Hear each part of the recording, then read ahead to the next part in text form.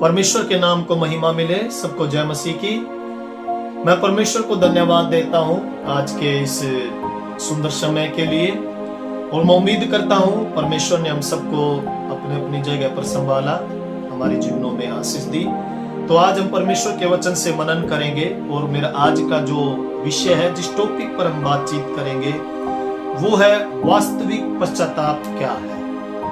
असल में पश्चाताप क्या है। आज हम जब प्रार्थना करते हैं तो हम किस प्रकार पश्चाताप करते हैं। जब हमारे जीवन से कोई गलती हो जाती है तो हम कैसे पश्चाताप करते हैं। ज्यादातर मैंने सुना है जब प्रार्थना करते हैं तो कहते हैं परमेश्वर यदि कोई गलती हुई है तो मुझे क्षमा कर। सिर्फ इतना बोलकर हम जो है बोलते हैं कि परमेश्वर मुझसे जो गलती हुई है उसे तू क्षमा कर। लेकिन जो गलती की है वो गलती के उस बात को हम परमेश्वर के सम्मुख नहीं रखते। तो आज हम उसी के द्वारा हम लोग देखेंगे कि बाइबल के अंदर ऐसा कौन सा व्यक्ति है जिसने असल पश्चाताप किया, जिसने अपने जीवन से गलती की और उसके बाद उसने परमेश्वर के सामने जाकर पश्चाताप किया। तो आप सब मेरे साथ निकाले।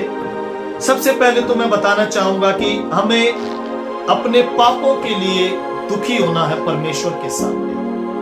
जब हमसे कोई पाप हो जाता है या हमसे कोई गलती हो जाती है तो उस पाप के लिए हमें परमेश्वर के सामने दुखी होना है। और उसके लिए एक अच्छा नमूना हमारे सामने है, एक अच्छा कैरेक्टर हमारे सामने है दाऊद ने जब पाप किया तो अपने पाप के कारण परमेश्वर के सम्मुख जाकर दुखी हुआ। उसके लिए हम निकालेंगे भजन संहिता 51 अध्याय 1 से लेकर 4 तक। भजन संहिता 51 अध्याय 1 से लेकर 4 तक। यहाँ पर लिखा है कि हे परमेश्वर, अपनी करुणा के अनुसार मुझ पर अनुग्रह कर, अपनी बड़ी दया के अनुसार मेरे अपराधों को मिटा दे। दाऊद की प्रार्थना हम यहाँ पर देखते हैं।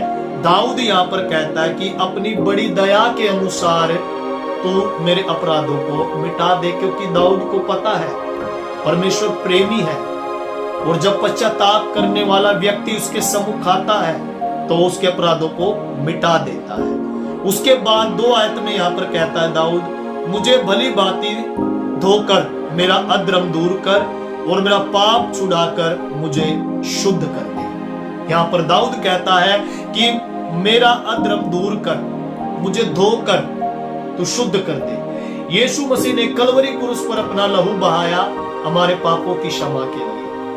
तो हमें डेली प्रार्थना करनी है कि परमेश्वर तेरे लहू के द्वारा मुझे धोकर शुद्ध कर दे और मेरे अधर्म को दूर कर और मेरा पाप छुड़ाकर मुझे शुद्ध कर दे। आज हम पाप छोड़ना चाहते होंगे, लेकिन बार बार हम उन्हीं बातों में फंस जाते हैं। आज परमेश्वर से हमें बोलना, परमेश्वर मेरा पाप छुड़ाकर मुझे शुद्ध कर। उसके बाद 3 आयत में कहता है, मैं तो अपने अपराधों को जानता हूं। देखिए, वो दुखी हृदय के साथ यहाँ पर एक्सेप्ट कर रहा है कि परमेश्वर, मैं अपने अपराधों को जानता हूं। यहाँ पर इस दुनिया में यदि कोई व्यक्ति गलती करता है, पाप करता है, तो अपने पाप को छिपा कर रखता है। लेकिन दाऊद यहाँ पर अपने पापों को प्रकट कर रहा है और बता रहा है कि परमेश्वर, मैं अपने अपराधों को जानता हूं। आज हम पाप कर अपने माता पिता से छिपा सकते हैं, अपने पति पत्नी से छिपा सकते हैं, लेकिन परमेश्वर हमारे पापों को जानता है। परमेश्वर हमारी गुप्त बातों को भी जानने वाला परमेश्वर है।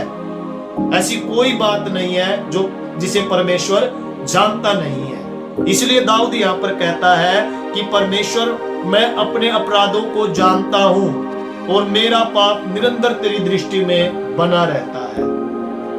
परमेश्वर की दृष्टि निरंतर हमारे ऊपर लगी रहती है, और यहाँ पर जैसा दाऊद कहता है कि मेरा पाप निरंतर तेरी दृष्टि में बना रहता है। उसके बाद वो दुखी हृदय से कहता है, मैंने केवल तेरे ही विरुद्ध पाप किया है और जो तेरी दृष्टि में बुरा है वही किया है, ताकि तू बोलने में धर्मी और न्याय करने में निष्कलंक ठहरे। तो दुखी होकर दाऊद यहाँ पर कहता है कि जो तेरी दृष्टि में बुरा है प्रभु, मैंने वही किया। मैं बताना चाहता हूँ असल पश्चाताप ये है जब एक व्यक्ति पाप करके अपने पापों के लिए दुखी होता है। दाऊद के पाप के बारे में हम सब जानते हैं। दाऊद ने दोनों वो पाप किए जो परमेश्वर ने मना किया था, व्यभिचार और हत्या।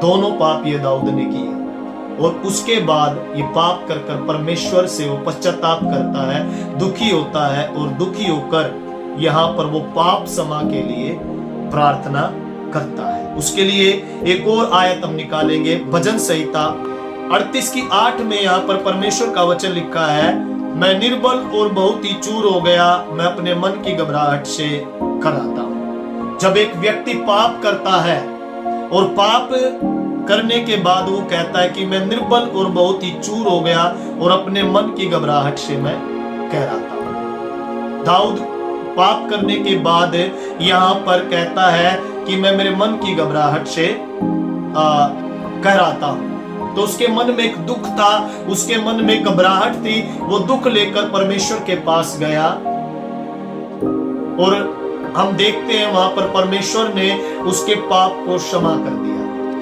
जब हम अपने पापों के लिए दुखी होकर परमेश्वर से प्रार्थना करेंगे तो परमेश्वर हमारे पापों को क्षमा करेगा। उसके बाद एक और बात मैं आप लोगों को बताना चाहता हूं, अपने पाप के बारे में हमें सत्यवादी होना है। अपने पाप के बारे में, जो पाप हम कर देते हैं उसके बारे में हमें सच बोलना है।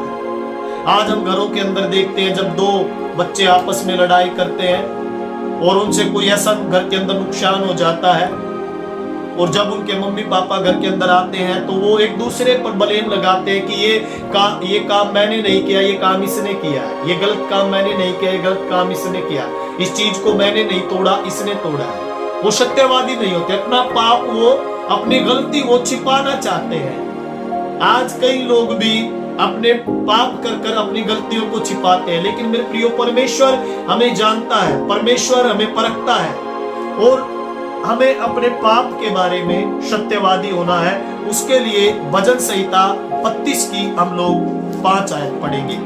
भजन संहिता 32 की 5 में यहाँ पर लिखा है कि जब मैंने अपना पाप तुझ पर प्रकट किया और अपना अधर्म न छिपाया और कहा मैं यहोवा के सामने अपने अपराधों को मान लूंगा, तब तू मेरे अधर्म और पाप को क्षमा कर दिया। यहाँ पर देखते हैं कि अपने पापों के लिए सत्यवादी दाऊद यहाँ पर अपने पाप के लिए सच बोलता है कि मैंने सच में पाप किया है और लिखा है कि मैंने अपना पाप तुझ पर प्रकट किया और अपना धर्म न छिपाया और कहा मैं यहोवा के सामने अपने अपराधों को मान लूंगा, तब परमेश्वर ने मेरे अधर्म और पाप को क्षमा कर दिया। आज मेरे प्रियो में पाप को लेकर जीने की जरूरत नहीं है। आज हमें जो है उस पाप में अपना जीवन बिताने की जरूरत नहीं है। परमेश्वर के सामने हमें अपने पापों को लेकर सत्यवादी होना है, सच बोलना है कि परमेश्वर मुझसे ये पाप हो गया और मेरे इस अधर्म को दूर कर। हम परमेश्वर के वचन में पढ़ते एक व्यभिचारिणी स्त्री जो व्यभिचार करती थी, उसका नाम इतना अच्छा नहीं था, लोग उससे बातचीत नहीं करते थे। जब उसे पता चला यीशु मसीह शिमोन के घर पर आया है तो वो संगमरमर के पात्र में इत्र लेकर आई और उस महंगे इत्र को, उस बहुमूल्य इत्र को यीशु मसीह के पांव पर उंडेल दिया और रोती रही, आंसुओं से प्रभु के पैरों को भिगोती रही और उसके बाद अपने बाल खोलकर यीशु मसीह के पैरों को वो साफ करने लगी। और उसने अपना सारा दुखड़ा प्रभु के सामने रो दिया, आंसू बहा दिए, पश्चाताप किया, रोती हुई प्रार्थना करती रही और अंत में परमेश्वर कहता है बेटी तेरे सारे पाप क्षमा। तो परमेश्वर यीशु मसीह हमारे पापों को क्षमा करना चाहता है।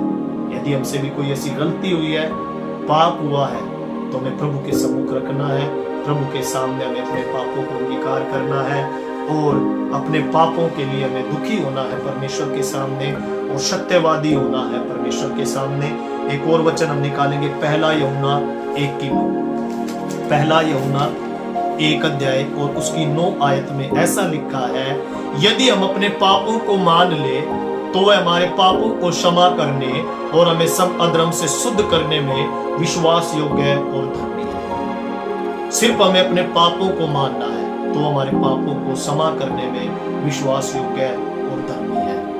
आज से 2024 साल पहले प्रभु यीशु मसीह इस दुनिया में आया। आप लोगों के पापों की खातिर, हमारे पापों की खातिर वो मारा गया, गाड़ा गया, तीसरे दिन मृतकों में से जी उठा। वो खुद मरा ताकि हम जीवन पाए। तो मेरे प्रियो, आज यदि कोई ऐसी बात हमारे जीवन में बसी हुई है तो उसे हमें बाहर निकालना है, प्रभु से प्रार्थना करना है। आइए इस समय प्रार्थना करें। परमेश्वर पिता, मैं आपका धन्यवाद देता हूँ। प्रभु जी, तेरा वचन कहता है, मैं इसलिए आया कि लोग जीवन पाए और बहुतायत से जीवन पाए। आज प्रभु जी कुछ ऐसे बातें, कुछ ऐसे पाप अपराध प्रभु जी लोगों के जीवनों में होंगे परमेश्वर। आज हम प्रार्थना करते हैं प्रभु, सबको परमेश्वर पिता हालेलुया अपने पश्चाताप की आत्मा दे परमेश्वर।